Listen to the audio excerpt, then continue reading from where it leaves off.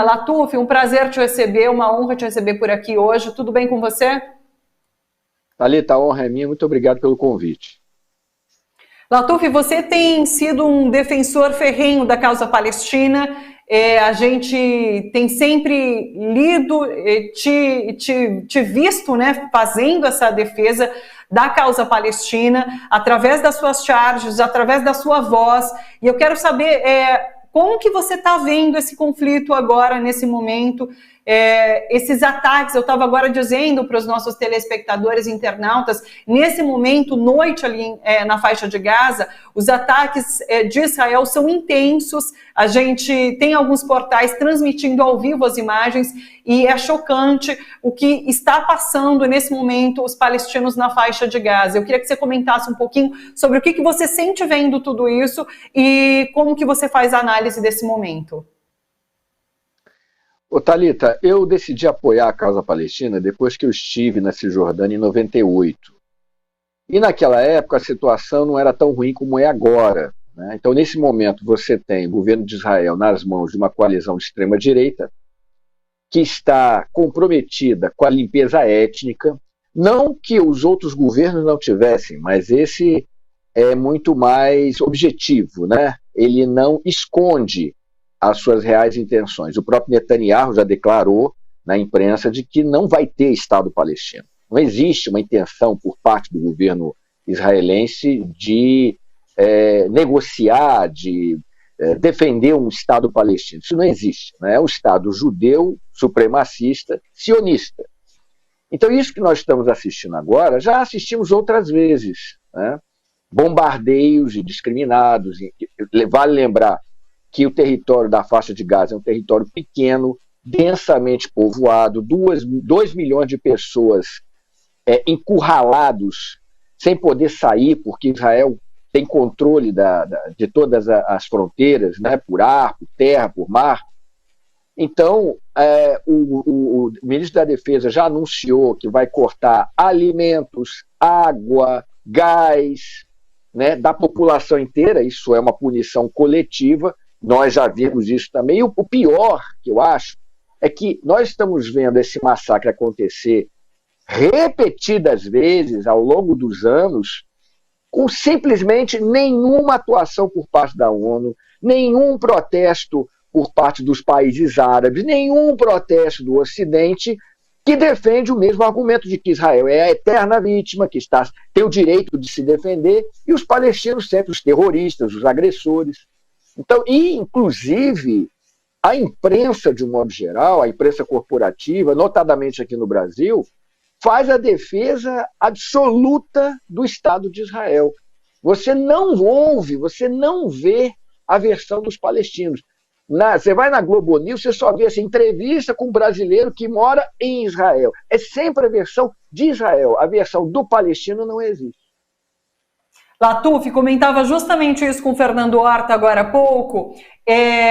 Até as tarjas me chamam a atenção, porque é sempre Israel alguma coisa. De fato, o Fernando Horta chamava atenção para as participações heróicas de alguns poucos pesquisadores que conseguem trazer a causa palestina ali, trazer a voz palestina durante essas entrevistas na grande mídia. Mas, de fato, há descaradamente uma opção por colocar só um lado dessa história. A gente não ouve ninguém que seja porta-voz da Palestina ali durante essas entrevistas.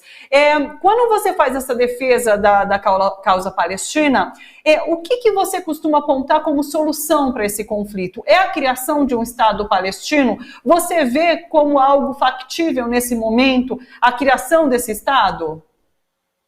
Olha, essa tese da criação de 2 Estados, ela já foi derrubada, porque se houver um Estado palestino do lado do Estado israelense, do Estado de Israel, esse será um Estado completamente controlado, será o que se convencionou chamar de Batustão, será um enclave completamente controlado por Israel, como é Gaza, por exemplo. Então, sim, o que os setores progressistas defendem é que seja um Estado para 2 povos, em que os 2 povos possam conviver, Porque, afinal de contas, aquele território ele é caro para os dois povos. Porque ali, por exemplo, em Jerusalém, você vê monumentos religiosos, né, de ambas as religiões, tanto judaica quanto islâmica. Então, o justo seria você ter um Estado para dois povos. Só que, primeiro, a filosofia, a política sionista, né, os escritos, os tratados sionistas não falam de um Estado para dois povos, de dois Estados para dois povos, ele fala de um Estado para um povo, que é o povo judeu, ponto. Então ele já parte de uma premissa supremacista. Ali não pode haver outro povo. A nossa terra foi dada por Deus, é historicamente só nossa, como se aquele território não tivesse vivido ninguém mais além dos judeus daquele território. Então, ele parte do pressuposto que, sendo o território deles, único e exclusivamente, o Estado tem que ser judeu. Então, o Netanyahu, nesse sentido, diferente, por exemplo, do Shimon Peres, que era trabalhista, e que tinha, assim, um argumento assim, mais maleável, ele falava de dois Estados. O Netanyahu, pelo menos uma coisa de bom, podemos dizer que ele tem, ele é honesto em relação ao seu projeto colonial sionista. É um Estado só, um Estado judeu, e não tem a possibilidade de um Estado palestino. Então, quando se fala, bom, os palestinos não querem a paz, os palestinos têm que sentar à mesa, não, o Israel não quer sentar à mesa. Não quer negociação nenhuma. O que Israel quer é a colonização total da Palestina. É a destruição de residências palestinas para a construção de colônias. É a invasão de residências palestinas para dar lugar a colonos. A coalizão que elegeu Netanyahu é pró-colonial, é pró-colonos, né? É da extrema-direita religiosa de Israel. Então não resta para o palestino nenhuma alternativa a não ser a resistência. Porque se o palestino tem a sua terra roubada, tem a sua terra invadida, ou sua casa invadida, ele liga para quem? A quem ele recorre? Ele não tem essa possibilidade. Nem a autoridade palestina, que em tese, nos acordos de Oslo, foi criada para defender o que seria assim, o início do Estado palestino, ela não defende os interesses do povo palestino, porque a polícia da Palestina trabalha em conjunto com as forças de Israel. Quando a polícia de Israel, o exército, tem que invadir alguma área na Cisjordânia, eles avisam a polícia palestina para evacuar a área de qualquer policial palestino para eles invadirem. Então, infelizmente, os palestinos não contam, inclusive, com os países árabes, que deram as costas para os palestinos, fazem acordo de normalização com Israel em troca de benefícios dos Estados Unidos, como foi o caso do Marrocos, do Sudão, do Bahrein, do Emirados Árabes, a Arábia Saudita, que está discutindo a possibilidade de fazer a sua normalização com Israel em troca do apoio dos Estados Unidos ao seu programa nuclear.